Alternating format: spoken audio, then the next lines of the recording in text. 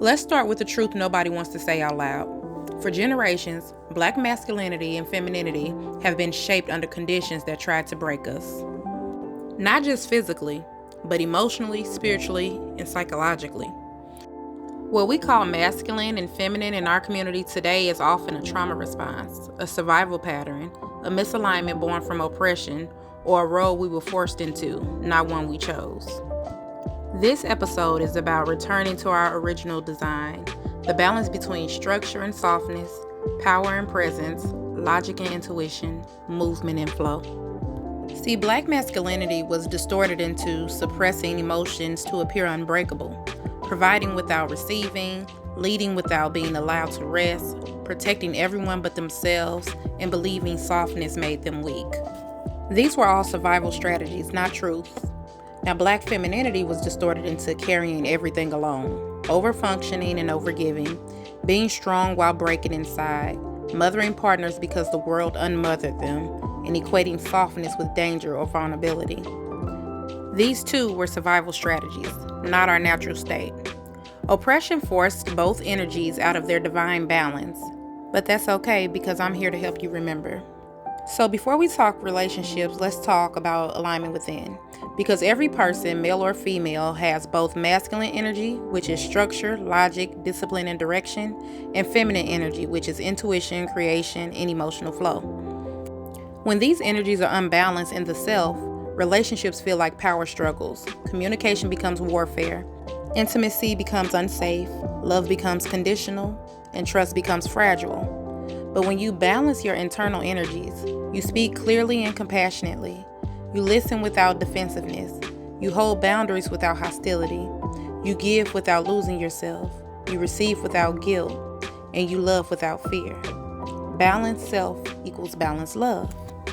Now, when masculine energy within a man is healed, he leads with clarity, not control. He protects through presence, not pressure. He communicates instead of shutting down. He becomes soft without losing his strength. He feels safe enough to be fully human. When the feminine energy within a woman is healed, she receives without shrinking. She softens without losing power. She expresses emotion without apology.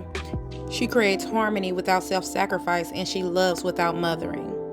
When both are aligned, the relationship becomes a sanctuary, not a battlefield, not a place to prove your worth, but a place where both people can exhale. Now, in my opinion, Black men need a space where they don't have to be superheroes, where they can express emotional honesty without ridicule, where they have permission to be vulnerable. They need fathers, brothers, uncles, and mentors who model healthy masculinity. They need accountability without shame, and love without conditions, and a partner who says, "You can put your armor down here, boo." Because the truth is that the world already breaks them in silence, so their home should not echo that same silence. Now, when it comes to us, Black women, we need to embrace softness without fear, rest without guilt, have partnership instead of parentification. We need to be able to express our emotions without being labeled too much, be supported without begging, embody leadership without being punished for it, and a partner who says, "You don't have to carry everything alone anymore." Because the truth is, the world already demands our strength. We should be able to be soft in our homes and within our own bodies. So now we learn to trust each other again. And trust doesn't return instantly. Trust is rebuilt through consistency, not big gestures, but daily actions. Transparency. No secrets, no power games, no manipulation. Just accountability, not defensiveness, ownership. We need communication, not yelling, listening with intention, and emotional safety. Not walking on eggshells, but openness without fear. And we need shared healing, not you heal while I watch, but we heal together. When both masculine and feminine energies are honored, the man feels respected, the woman feels cherished, the relationship feels guided, and the home becomes sacred again. See, these wounds were inherited. We didn't choose this. Black masculinity and femininity have been shaped by forced separation, forced resilience, forced roles, forced suppression, forced distance, and forced strength. So many relationship battles today are not even personal. They are ancestral wounds reenacting themselves every time we shut down, avoid the truth, raise our voice, fear abandonment, overgive, withdraw, expect betrayal, or deny our needs. We're not fighting each other. The reality is that we're not even fighting each other. We're fighting the hurt people who came before us. And because we don't recognize that, we treat each other like the enemy. But we're not enemies. We're just exhausted healers learning to love in a world that never loved us properly. See, Black men have been conditioned to believe that emotion equals danger and vulnerability equals weakness and dependence equals loss of masculinity, and anger is the only safe emotion. And he's been taught that femininity is something to avoid at all costs. So today we see Black men who bottle up their emotions until they explode. They feel love but cannot articulate it. They desire connection but fear rejection. They want softness but don't know how to request it. They want to be held, but they only know how to stay on guard. His silence is not always coldness. It's often self-protection. His distance is not always disinterest. It is often fear of disappointing you. And his defensiveness is not ego. It's a spirit trained to survive, not to feel.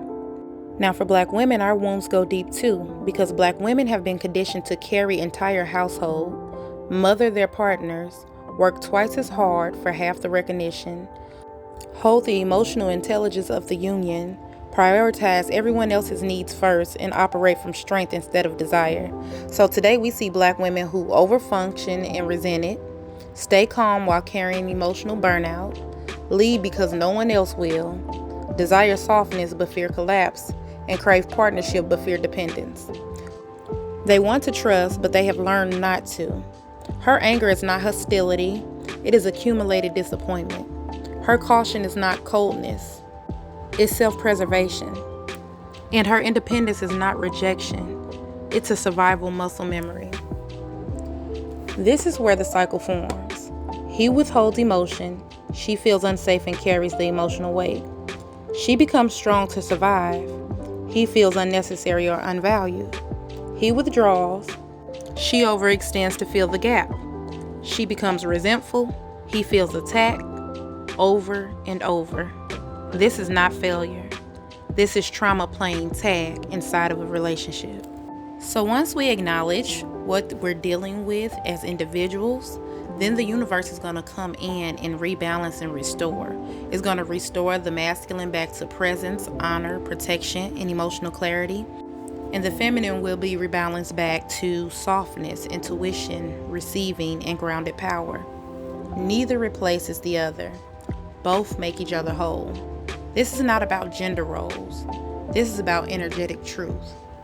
When both energies return to balance, relationships stop competing, families stop fracturing, love stop feeling heavy, trust stop feeling risky, healing stop feeling lonely. For the first time in centuries, we see each other clearly, not through fear, not through trauma, not through generational patterns, but through spirit. A Black relationship cannot thrive without emotional safety. It is more than loyalty, more than chemistry, and more than a commitment, because safety is the soil where the commitment grows. What safety looks like for Black men is not being punished for emotions, but being allowed to express confusion without judgment, having space to admit fear, being spoken to with respect, being trusted to evolve, and feeling wanted, not used. What safety looks like for Black women is not being shamed for emotion, not being forced into strength, being able to soften without penalty, being spoken to with tenderness, being supported without request, and feeling protected, not parented. When safety exists, Black men soften, Black women open, and Black relationships heal. Trust is rebuilt the same way bones heal, slow, intentional, and stronger at the break. Trust returns through accountability, honesty, emotional consistency, small daily gestures, transparent communication, repair after rupture, predictable behavior, and shared vulnerability. There is no big moment that heals trust. It is the accumulation of little truths that eventually outweigh the past. So the final revelation of this episode of Diaspora Rising is Black love was never meant to be a battlefield. It became one because the world treated us like soldiers. Now we're learning to treat each other like home again. Because the moment masculine and feminine energies reconnect, the family rebalances, the children heal, the lineage shifts, and the community rises. As always, thank you for listening, and if it did resonate with you, don't be afraid to hit that follow button or let me know in the comments what you think, whether you agree or disagree. Either way it go, we are the Diaspora Rising, and until next time, stay divinely guided.